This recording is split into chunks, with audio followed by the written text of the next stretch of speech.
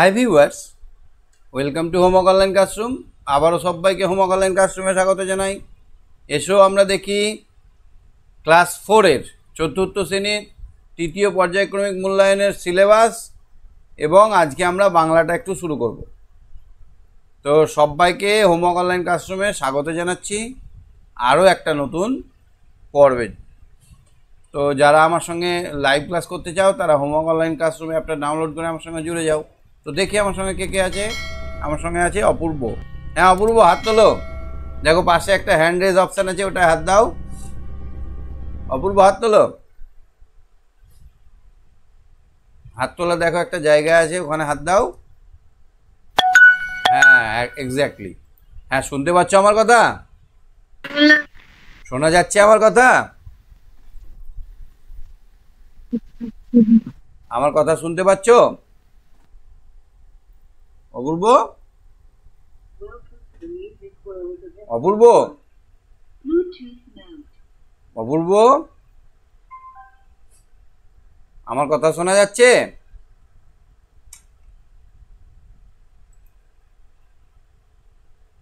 যাই হোক, তো আমরা জানবো যে কোন বিষয় কতদূর পর্যন্ত পড়বে। আমরা আগে দেখে নিয়েছি পাতাবাহার বইয়ে ফার্স্ট এবং দ্বিতীয় পর্বে, প্রথম এবং দ্বিতীয় পর্বের সিলেবাসটা। আজকে আমরা তৃতীয় পর্বের সিলেবাস দেখব। আমাদের 122 নম্বর পৃষ্ঠা অবধি বাংলা পড়া হয়েছে, এবার 123 থেকে 165 নম্বর পড়বে বাংলা। 123 থেকে 165। ভাষাপাঠ পড়বে 48 থেকে 59, 48 থেকে 59। আর বাটারফ্লাই পড়বে 86 থেকে 117। আর উইংস যে পার্ট 3 বইটা আছে পুরোটাই, সবগুলো আমরা পেজ ধরে ধরে পড়বো, এখানে চিন্তা করার কিছু নেই। 179 থেকে 240 অবধি পড়বে তোমার আমার গণিত। আর 118 থেকে 160 অবধি পড়বে আমাদের পরিবেশ। আর 54 থেকে 79 পর্যন্ত 54 নম্বর কার্ড থেকে 79 নম্বর কার্ড পর্যন্ত পড়বে স্বাস্থ্য ও শারীরিক শিক্ষা। তো অপূর্ব হাত তুলেছে দেখি। হ্যাঁ শুনতে পাচ্ছ আমার কথা? শুনতে পাচ্ছ? হ্যাঁ আমার কথা শুনতে পাচ্ছ? হ্যাঁ কেমন আছো? দেখা যাচ্ছে না। হ্যাঁ কি বলছো? দেখা যাচ্ছে না, না কি বলছো?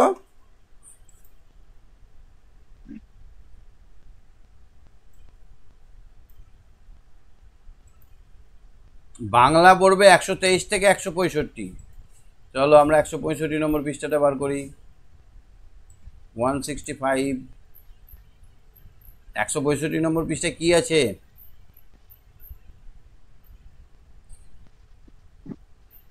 123 থেকে 165, 123 নম্বর পৃষ্ঠাটা বার করবো আমরা। ফার্স্টে আমরা 123 নম্বর পৃষ্ঠাটা বার করবো। দেখো তো কি আছে 123 নম্বর পৃষ্ঠায়। কথা কেটে যাচ্ছে, তোমার ওখানে টাওয়ার নেই নাকি?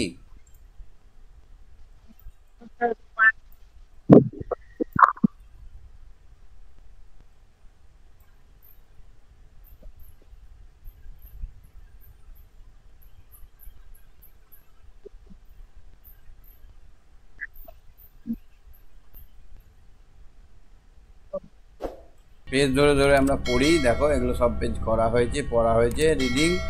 সুতরাং এবারও আমরা সব পেজ পড়বো, চিন্তা করার কোনো কারণ নেই। 123 নম্বর পৃষ্ঠা। কত দূরে? আরো অনেক দূরে। স্যার অন্ধকার হয়ে আছে। অন্ধকার হয়ে আছে? হ্যাঁ এখনো দাঁড়াও, এখনো ঠিক হয়নি, হচ্ছে, দাঁড়াও। আমি 123 নম্বর পৃষ্ঠাটা বার করি, তারপর দেখছি। 123 নম্বর পৃষ্ঠায় কি আছে গো? তোমার বই আছে? হ্যাঁ, স্যার 123 নম্বর পৃষ্ঠায় কি আছে বাংলা?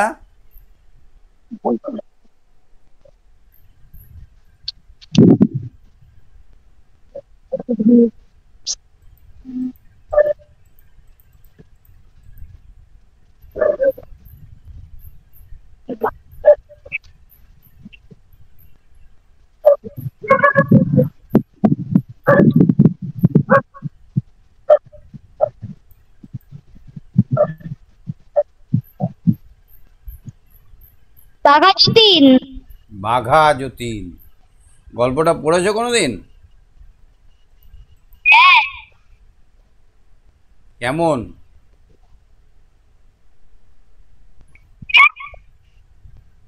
বাঘা যতীন একটা বিখ্যাত বিপ্লবী, আমাদের দেশ স্বাধীন করেছিল এরকম একজন লোক। বাঘা যতীন কেন বলা হয় জানো? বাঘ মেরেছিল, বাঘের সঙ্গে খালি হাতে লড়াই করেছিল বলে। তারপরে অনেক গল্প আছে, এই ট্রেনের ওপরে একটা গল্প আছে, জানো তুমি ট্রেনের ওপর গল্পটা বাঘা যতীনের? একটা কি হয়েছিল বলো তো ট্রেনের ওপরে?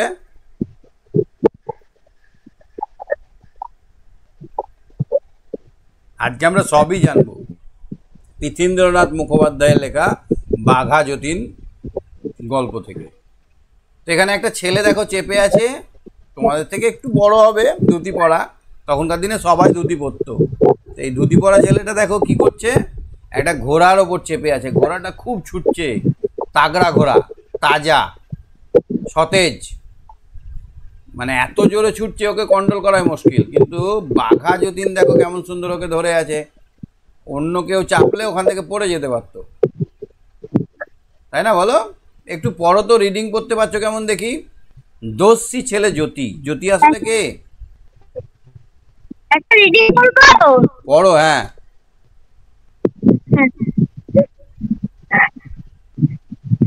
দস্যি ছেলে বাঘা যতীন তীথীন্দ্রনাথ মুখোপাধ্যায়। হুম দোষী ছেলে জ্যোতি সারাদিন অপেক্ষা করে কখন দিনে মা তাকে নদীতে স্নান করতে। কোন নদীতে স্নান করতে? কি শীত কি বর্ষা,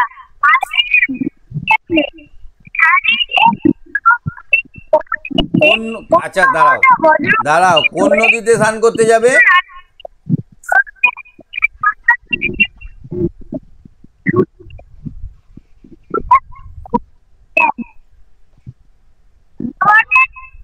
হ্যাঁ হ্যাঁ, গড়াই নদীতে। অন্য মোড়টা হ্যাঁ। জলের ঢেউগুলো শোনো আমি বলছি, উচ্চারণটা দেখো, দস্যি যখন জ ফলা থাকবে তখন ডবল উচ্চারণ হবে, দস্যি, মনে হচ্ছে দুটো দন্তের স আছে, দস্যি।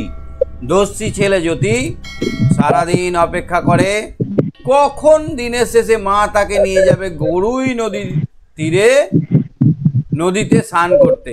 কি শীত কি বর্ষা, মায়ের ভূক্ষেপ নেই, মা কি করে ছেলেকে নিয়ে যায়, কোনো ভূক্ষেপ নেই, কোনো কেয়ার নেই, শীত বর্ষা যা হবে হবে, ঠান্ডা হাড় কাঁপানো ঠান্ডা, তবুও নিয়ে চলে যায় ছেলেকে, কোনো মায়া দেয়া নেই। কি করে বলো তো? মা ওর ছেলেটাকে পেটে বাঁধে দড়ি কি দিয়ে, শাড়ি দিয়ে। হ্যাঁ, ডাবল আওয়াজ আসছে। তুমি হাতটা নামিয়ে শোনো, আমি তারপর কোশ্চেন ধরবো, তখন উত্তর দেবে। হ্যাঁ, দড়ি দিয়ে পেটে বেঁধে নিত, নিয়ে জ্যোতিকে ছুঁড়ে ফেলে দিত জলে, আর একদিকে হাতে বেঁধে রাখতো শাড়িটা, শাড়ি দিয়ে বেঁধে ছেলেকে ছুঁড়ে দিত জলের মধ্যে, আর একদিকে শাড়িটা বাঁধা থাকতো হাতে। অন্য মুড়োটা মানে অন্য দিকের প্রান্তটা বজ্র মুষ্টিতে ধরে শিবরাত্রি সলতে, শিবরাত্রি সলতে মানে একমাত্র, কটা ছেলে? একটাই ছেলে, সেই জন্য বলছে শিবরাত্রি সলতে, এই শেষ সম্বল, শিবরাত্রি সলতেটা হচ্ছে শেষ সম্বল।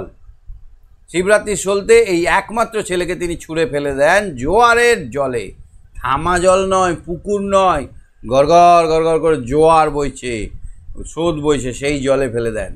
ঢেউগুলো ফনা মেরে ঝাঁপিয়ে পড়ে, আর আপ্রাণ লড়তে লড়তে জ্যোতি যখন প্রায় অবসন্ন জল খাবার মতো অবস্থা হয়, সপুটু সাঁতারুর মতো মা তীরের বেগে নেমে গিয়ে ঝাপাত করে গিয়ে তুলে নিয়ে যান।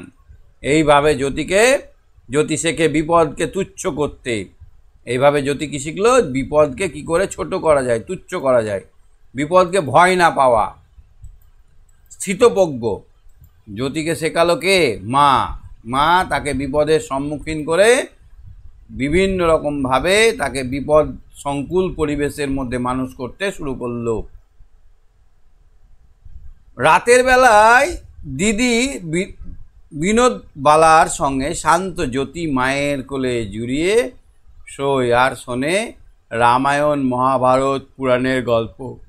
রানা প্রতাপ, শিবাজি, সীতারাম রায়, প্রতাপাদিত্যের কাহিনী, বীরত্বের এসব কাহিনী শুনে মুখটা যেন তার টনটন করে ওঠে। এখানে রামায়ণের গল্পে আমরা দেখতে পাই রামের বীরত্ব, রাবণের সঙ্গে যুদ্ধ। মহাভারতের গল্পে দেখতে পাই অর্জুনের যুদ্ধ, তারপরে অভিমন্যুর যুদ্ধ। পুরাণের গল্পে আমরা বিভিন্ন রকমের দেবদেবীর বিভিন্ন রকমের শত্রুকে দমনের গল্প দেখতে পাই। রানা প্রতাপ কীভাবে ইংরেজদের সঙ্গে লড়েছিল, শিবাজি মহারাজ কি করে ইংরেজদের কাছে মাথা নত করেন, এই সব গল্প শুনতে শুনতে একদম কি হয়, বুকটা টন টন করে ওঠে। তেমনি প্রহ্লাদের গল্পে ভক্ত প্রহ্লাদ, যার বাবা হচ্ছে হিরণ্যকশিপু। হিরণ্যকশিপু ছিল একজন অসুর। সেই অসুর কি নিজের নামটা জপ করাতো। তো এই হিরণ্যকশিপুর ছেলে প্রহ্লাদের গল্প। প্রহ্লাদ হচ্ছে ভক্ত, এত ভক্ত, হরিভক্ত, যে তার ভক্তের কাছে ভগবান কিন্তু হার মেনেছিল। চৈতন্যকে যতই আঘাত করো সে একটাই নাম, হরে কৃষ্ণ নাম জপ করেছিল। এই সব গল্প, নানা রকম নানক কবিরের গল্প, সব কিছু তার মা তাকে শোনাতো। আর কি করতো, ঘুমিয়ে যেত আস্তে আস্তে। কথায় মন ভরে ওঠে তার ভক্তিতে। এইসব কথাগুলো শুনলে মনটা ভরে উঠবে। ভীষণ তার রাগ আর দুঃখ হয় ইংরেজদের হাত থেকে দেশের লোক কীভাবে কষ্ট পাচ্ছে সেই বৃত্তান্ত শুনে। যখন শুনতে পায় যে ইংরেজরা ভারতের লোককে মারছে, তখন তার ভীষণ রাগ হয়। জ্যোতির প্রচণ্ড রাগ হয়। আমি কিন্তু মা, বড় হয়ে এদের সবার দুঃখ ঘুচিয়ে দেবো। জ্যোতি সেই ছোট্টবেলা থেকেই বলতো, মা জানো, আমি বড় হব, এই ইংরেজদের বেটাদেরকে আমি ছাড়বো না, এই ইংরেজদেরকে মেরে তাড়াবো, এদের আমাদের দেশবাসীর দুঃখ ঘোচাবো। বলতে বলতে ঘুমে দেশে চলে যায় জ্যোতি। ভোরবেলা ঘুম ভাঙতেই মামাদের সঙ্গে জ্যোতি যায় কুস্তির আখড়ায়, যেখানে একদম কুস্তিগিরি হয়, যেখানে ব্যায়াম হয়, শরীরচর্চা হয়। গাটিয়া গ্রাম থেকে জাদুমল ওস্তাদ এসে, তাহলে জাদুমল ওস্তাদ কোথা থেকে আসে? গাটিয়া গ্রাম থেকে তালিম দেয়। তাদেরকে কে শেখায়? কুস্তি কে শেখাতো? পরীক্ষায় প্রশ্ন আসবে যে জ্যোতিকে কুস্তি কে শেখাতো, তখন ভুল করে মা বলে দিও না, বলতে হবে গাটিয়া গ্রাম থেকে জাদুমাল ওস্তাদ। দেখতে দেখতে খাসা তাগড়া চেহারা হলো জ্যোতির, আস্তে আস্তে বড় হচ্ছে, একদম তাগড়া, একদম এগুলো মার্শাল, একদম পুরো একদম সিক্স প্যাক বডি। মামা অনাথের ছিল নানা রকম কসরতের অভ্যাস। মামা অনাথের ছিল নানা রকম কসরতের অভ্যাস। মানে বড়র থেকে একটু ছোট।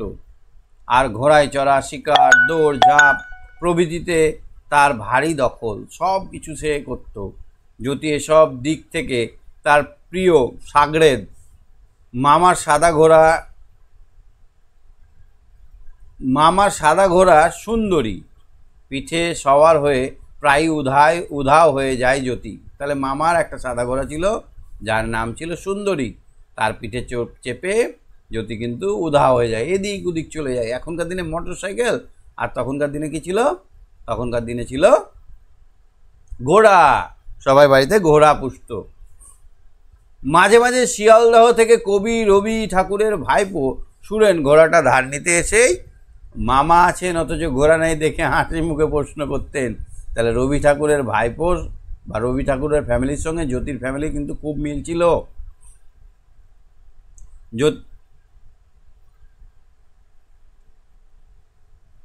হাসি মুখে প্রশ্ন করতেন, জ্যোতি বুঝি বেড়াতে গেছে? মানে ঘোড়াটা না দেখতে পেলে ভাবতো যে এই ঘোড়া তো মামা আর জ্যোতি ছাড়া কেউ চাপে না, তো জ্যোতি কি বেড়াতে গেছে? জ্যোতি ঘোড়া চড়তে অত ভালোবাসে দেখে মামা একটা টাট্টু ঘোড়া কিনে দিলেন তাকে। লাগাম ছাড়াই তার পিঠে চেপে 9 বছরের জ্যোতি, মানে তোমাদের বয়সের জ্যোতি, গ্রামের কাদা মাঠ পার হয়ে যায় সাতারার দুর্গের স্বপ্নে বিভোর হয়ে। সেই সাতারা, সেই শিবাজি, সেই বিভিন্ন রকমের বীর বিপ্লবীদের কথাই ভাবতে ভাবতে সে গোটা কাদা মাঠ পার হয়ে যায়। এমন সময় বড় মামার সঙ্গে এলো একদিন ফেরাজ খাঁ। ফেরাজ খাঁকে দেখো চাটুর্যে বাড়ির পাহারাদার হয়ে, তাহলে ফেরাজ খা এলো চাটুর্যে বাড়ির পাহারাদার হয়ে, অর্থাৎ জ্যোতিদের বাড়িতে, জ্যোতির মামার বাড়িতে পাহারাদার হয়ে এলো। উত্তর পশ্চিম সীমান্ত প্রদেশের ফেরাজের বাড়ি। লাঠি, ছোরা, তলোয়ার, বন্দুক চালাতে অতি দক্ষ সে।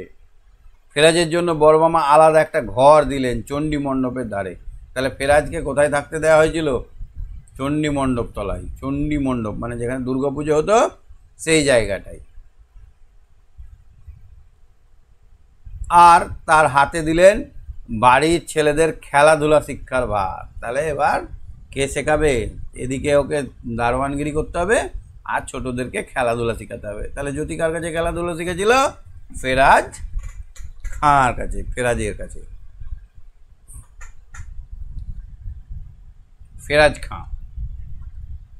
কেউ কেউ বলেন যে এই আফ্রিদি ফেরাজকে দেখেই রবি ঠাকুর প্রেরণা পেয়েছিলেন তার কাবুলিওয়ালা গল্প লিখতে। তাহলে যেহেতু জ্যোতিদের বাড়িতে ফেরাজ খাঁ আছে, তাকে দেখতো লম্বা একটা দেহ, কাবুল দেশের লোক, সেরকম জামা কাপড় আলখাল্লা পরা, একে দেখেই কিন্তু সেই কাবুলিওয়ালা মিনির গল্পটা আমরা উপহার পেয়েছিলাম। কার কাছ থেকে? রবীন্দ্রনাথ ঠাকুরের কাছ থেকে। ঠাকুর বাড়ির সঙ্গে কয়ার চাটুর্যের বাড়ির 3-4 পুরুষের সম্পর্ক। তাহলে এই রবি ঠাকুরের বাড়ির সঙ্গে চাটুর্যের বাড়ির সম্পর্ক 3-4 পুরুষের, মানে বাবার বাবা, তার বাবা থেকে চলে আসছে, মানে প্রায় 200-300 বছর। বড় মামা বসন্ত কুমারের মক্কেল ও বন্ধু ছিলেন রবি ঠাকুর। তাহলে বড় মামা যে আছে জ্যোতির, তার মক্কেল মানে হচ্ছে মালিক বা যার হয়ে কেস লড়ে। মানে ধরো এখানে একটা বাবু বাড়ি আছে, রবীন্দ্রনাথ ঠাকুরের বাড়ি, এই বাড়ির যা ওকালতি, যা আইনের ব্যাপার সবগুলো দেখাশোনা করতো বড় মামা বসন্ত কুমার। বড় মামা বসন্ত কুমারের মক্কেল ও বন্ধু ছিলেন রবি ঠাকুর। তাহলে বড় মামার নাম কি? পরীক্ষায় প্রশ্ন আসতে পারে বড় মামার নাম কি? তখন বলতে হবে বসন্ত কুমার। ফেরাজের কাছে জ্যোতি খবর পেল যে শত অত্যাচারেও তার মুলুকের কেউ ইংরেজকে মেনে নেননি রাজা বলে। তাহলে ফেরাজের কাছে এই খেলাধুলা শিখতে গল্প করতে শুনতে পেল যে না, কাবুলিওয়ালারা, আফগান কখনো ইংরেজদের বশ স্বীকার করেনি, ইংরেজদেরকে রাজা বলে মেনে নেয়নি, তার মুলুকে কেউ ইংরেজকে রাজা বলে মেনে নেয়নি। তারা প্রাণের চেয়েও বেশি ভালোবাসতেন তাদের স্বাধীনতাকে।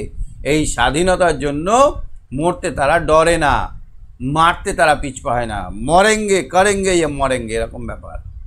গ্রামের পাঠ এবার শেষ হলো জ্যোতির। গ্রামে পড়াশোনা যা ছিল, আমাদের তো একসময় বাইরে যেতেই হয় পড়াশোনা করতে, তখনকার দিনে গ্রামের পড়াশোনা শেষ হলো জ্যোতির। বড় মামা তাকে সঙ্গে করে নিয়ে গিয়ে ভর্তি করলেন কৃষ্ণনগরের অ্যাংলো ভার্নাকুলার হাই স্কুলে। কোথায়? কৃষ্ণনগরে ভর্তি করলেন। কোন স্কুলে? অ্যাংলো ভার্নাকুলার হাই স্কুলে। ওখানেই বড় মামা ওকালতি করেন তখন। তাহলে ওখানে বড় মামা কি করে? ওকালতি করে। বড় মামার নাম কি? বসন্ত কুমার। মনে থাকে যেন। পড়াশোনায় জ্যোতির মাথা খুব শার্প, একদম তীক্ষ্ণ, ব্লেডের মতো, এত চক বুদ্ধি। দুষ্টু বুদ্ধিতেও সে দরও, মানে দুষ্টু বুদ্ধিও খুব পাকা। এমন কাজ করবে, দুষ্টুমি করবে যে কেউ তাকে ছোট করতে পারবে না। কদিনের মধ্যে স্কুলের দামালদের সে পান্ডা হয়ে উঠলো। যারা একটু সান্ডাগন্ডা, একদম বডিও ভালো, তো দামালদের পান্ডা হয়ে উঠলো। পান্ডা মানে রাজা, নেতা। কিন্তু তার দুষ্টুমির মধ্যে নেই বিন্দুমাত্র শয়তানির ছোঁয়া, কিন্তু বদমাইশি ছিল, কিন্তু শয়তানি ছিল না, মানে কোনো কারো ক্ষতি করবো এরকম ছিল না। স্কুলের বাগানের বড় কাঁঠাল পেকেছে, গন্ধে মেতে উঠেছে সবার মন। যথেষ্ট ইচ্ছে থাকা সত্ত্বেও সহপাঠীদের কারো সাহস হচ্ছে না এক আধটা কাঁঠাল পেরে খাবে। তাহলে স্কুলের পাশেই বাগানে কাঁঠাল ধরেছে, সেই কাঁঠাল কিন্তু ছাত্ররা পেরে খেতে পারছে না। তাই দেখে জ্যোতির মগজে খেলে গেল একটা নতুন মতলব। এই আজ স্কুল ভাঙলেই চলে যাস না, আজ স্কুল শেষ হলেই চলে যাস না, মজা করা যাবে সবাই মিলে। চুপি চুপি সবার কানে কানে এই খবর, এই কথাটা ছড়িয়ে পড়ল। স্কুল ভাঙলো, স্কুল শেষ হলো।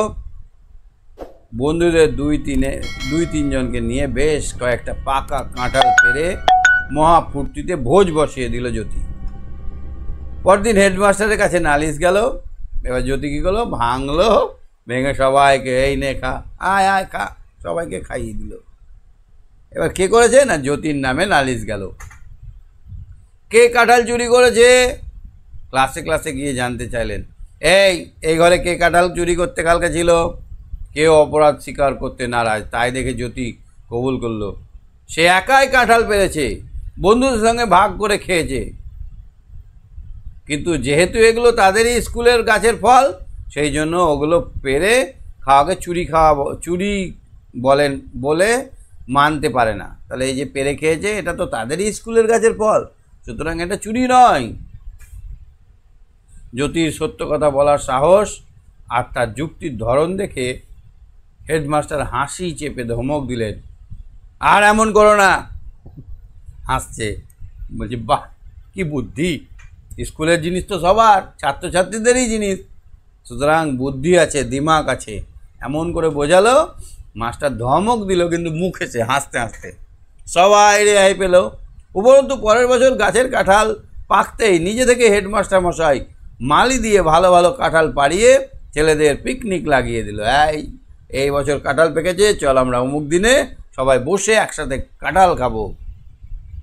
1893 সালে ঘটলো একটা ঘটনা। এই ঘটনা খুব বিখ্যাত ঘটনা। জ্যোতির বয়স তখন 14, তাহলে জাস্ট 14 বছর, মাধ্যমিক পরীক্ষা দিবে এরকম। কৃষ্ণনগরের বাজারে সে গিয়েছে কাগজ পেন্সিল কিনতে। নদিয়া ট্রেডিং কোম্পানির এক দোকানে সে দাম মিটিয়ে দিচ্ছে, এমন সময় তার কানে এলো এক দারুণ হই হই হই হই হুল্লো, হই হল্লা। দোকান থেকে জ্যোতির চোখ পড়লো, পথচারী সবাই ছুটে পালাচ্ছে। একটা পাগলা ঘোড়া বেরিয়েছে রাস্তায়, অদূরে ভ্যাবাচাকা খেয়ে মাঝপথে দাঁড়িয়ে কাঁদছে, হ্যাঁ করে কাঁদছে এক শিশু মাঝখান রাস্তায়। জ্যোতি মনস্থির করে ফেললো, এক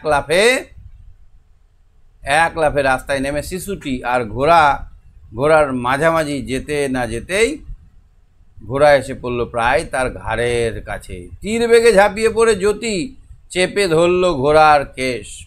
এত জোরে পাগলা ঘোড়াটা ছুটছিল যে শিশুর কাছে যাবে, আধখানা যেতে না যেতেই ঘোড়া এসে পড়ে। শিশু জ্যোতি ধরলো তার কেশ, এই যে চুলগুলোকে ধরলো ঘাড়ের। আচমকা বাধা পেয়ে শীষ পা হয়ে একদম স্থির হয়ে গেল। ঘোড়াটা জ্যোতিকে ফেলে দিতে চেষ্টা করলো, শীষ পা একবারে মাথার উপরে করে পাটা তুলে দেওয়ার চেষ্টা করলো। কয়েকটা ঝাটকা দিল। জ্যোতি ততক্ষণে উঠে বসেছে ঘোড়ার পিঠে। আর জ্যোতির তো জানোই, দড়ি নাই, লাগাম নাই, ঘোড়ায় চাপতে ভালোবাসে। কোন ঘোড়ায় চাপে? সুন্দরী। অত্যন্ত শান্ত ভঙ্গিতে ঘোড়ার পিঠে গলায় দাব নাই, পিঠে থাপড়া দিল, চাপড় দিচ্ছে। বাহ বাহ বাহ, মন্ত্রমুগ্ধের মতো থমকে দাঁড়িয়ে ঘোড়াটা উপভোগ করতে লাগলো জ্যোতির আদর। এত আদর কেউ ঘোড়াটাকে করেনি। থেকে থেকে কাঁপুনি জাগলো তার সারা গায়ে। এমন সময় ঘোড়ার সহিস বেরিয়ে এলো ভিড় ঠেলে। স্থানীয় উকিল বারাণসী রায়ের আস্তাবল থেকে ঘোড়াটা পালিয়ে এসেছে। সহিসের হাত থেকে লাগাম নিয়ে ঘোড়ার গলায় পরিয়ে দিয়ে জ্যোতি যেই নেমে এলো, ধন্য ধন্য বলো চারিদিকে। বাহ, আয় আয় জ্যোতি, দারুণ কাজ করেছো, এই পাগলা ঘোড়াটাকে থামিয়েছো, নাহলে ছেলেটা মরে যেত। কিছুই হয়নি, এমনভাবে জ্যোতি চলে গেল তার নিজের পথে। চুপচাপ শান্তভাবে জ্যোতি চলে গেল। সারা দেশে সেদিন ছড়িয়ে পড়ল কৃষ্ণনগরের এই কাহিনী। মহাগর্বে বড় মামা বসন্ত কুমার লোক পাঠিয়ে খবর দিলেন শরৎ শশীকে। শরৎ শশী হচ্ছে জ্যোতির মা। উৎসবে পার্বণে বড় মামার সঙ্গে জ্যোতিও গ্রামে ফেরে। পড়াশোনার নির্দোষ দুষ্টুমি ছাড়াও তার একটা নেশা ছিল। জ্যোতির কী নেশা ছিল?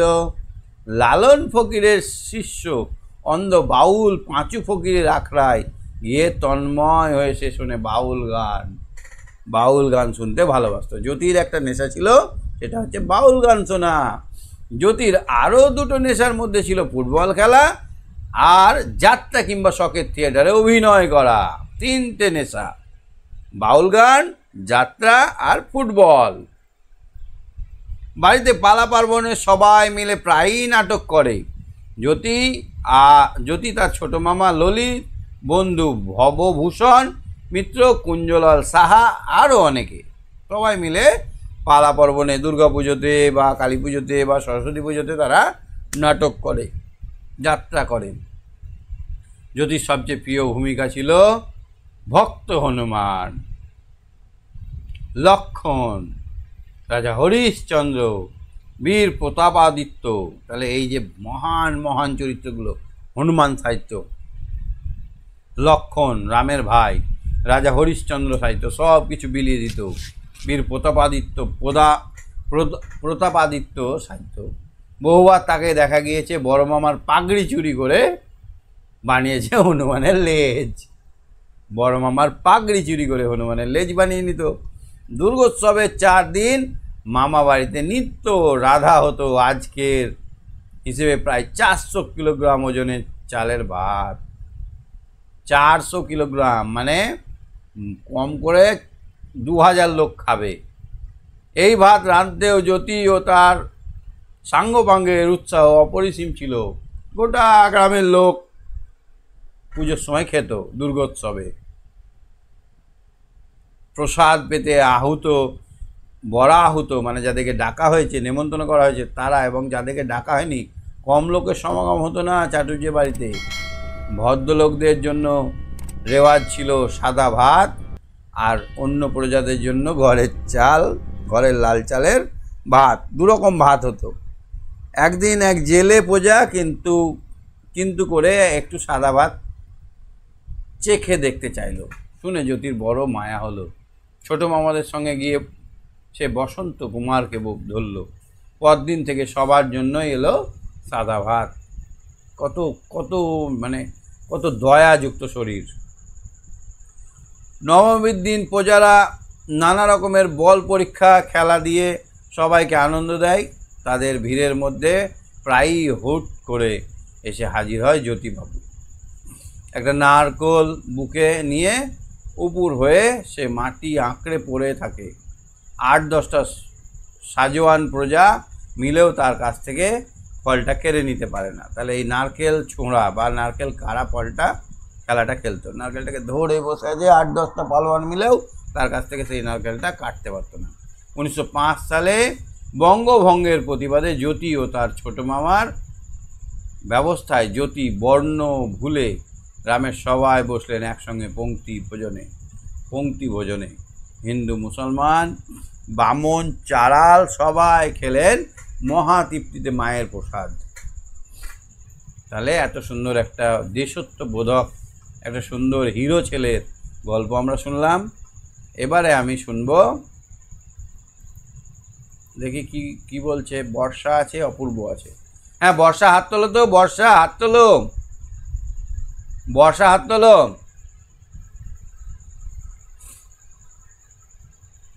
বর্ষা, শুনতে পাচ্ছ আমার কথা? শুনতে পাচ্ছ আমার কথা? গল্পটা বুঝতে পারলে? হ্যাঁ স্যার, গল্পটা বুঝতে পেরেছি। আচ্ছা, জ্যোতির মায়ের নাম কি বলো তো? কি? জ্যোতির মায়ের নাম? জ্যোতির মায়ের নাম হচ্ছে সরস্বতী। বাহ, গুড গুড গুড। বড় মামার নাম? কি? বড় মামার নাম? বড় মামার নাম বসন্ত কুমার। বসন্ত কুমার। আচ্ছা আচ্ছা, বলো তো কোন নদীতে যেত সাঁতার কাটতে? করুই নদীতে। আচ্ছা, বলো তো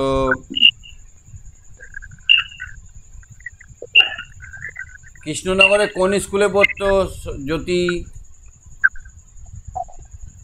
জ্যোতি কৃষ্ণনগরের আংলো ভার্নাকুলার হাই স্কুলে পড়তো। বাহ, কাঁঠাল ভাঙার গল্পটা বুঝতে পেরেছো? কাঁঠাল খাওয়া, যখন স্কুলের বাগানে কাঁঠাল পেকে যেত তখন সবাই মিলে দেখতো আর হ্যাঁ গন্ধ শুকতো। স্যার। কারো সাহস ছিল না কাঁঠাল পাড়ার। জ্যোতি বললো চল আজকে আমরা কাঁঠাল পারবো, স্কুল ভাঙার সময় কেউ যাবি না। জ্যোতি সব কাঁঠালগুলোকে পেরে সবাই মিলে ভাগ করে খেয়েছে। পরের দিন হেডমাস্টার বলছে এই কে কাঁঠাল পেরেছে রে? কেউ বলতে চায় না। জ্যোতি বললো আমি পেরেছি, আর এটা চুরি করা নয়, এটা আমাদের স্কুলের জিনিস। হ্যাঁ, একবার 1993 সালে একটা ঘটনা ঘটেছিল। জ্যোতি তখন পেন্সিল কিনছিল। কি ঘটনা?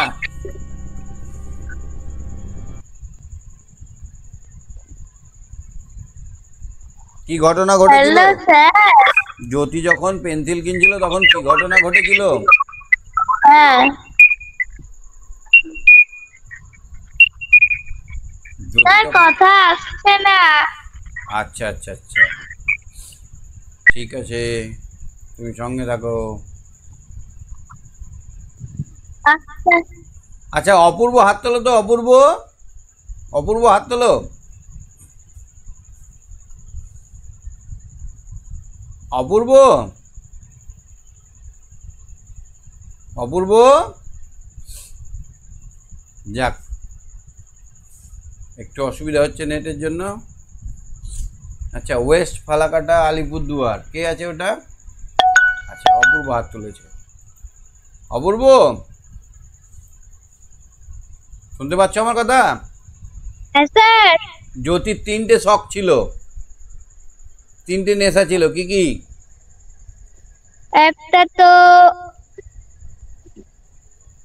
একটা বাউল গান শোনা, হ্যাঁ, একটা বাউল গান শোনা, আর একটা নাটক করা, আর একটা আর একটা স্নান করা। না,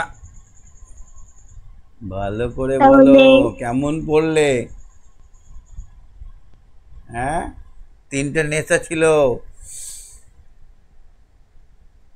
প্রথমে হচ্ছে বাউল গান, দ্বিতীয় নেশা হলো ফুটবল খেলা, আচ্ছা। আর তৃতীয় নেশা হলো অভিনয় করা। কি কি অভিনয় করতে ভালোবাসতো যদি?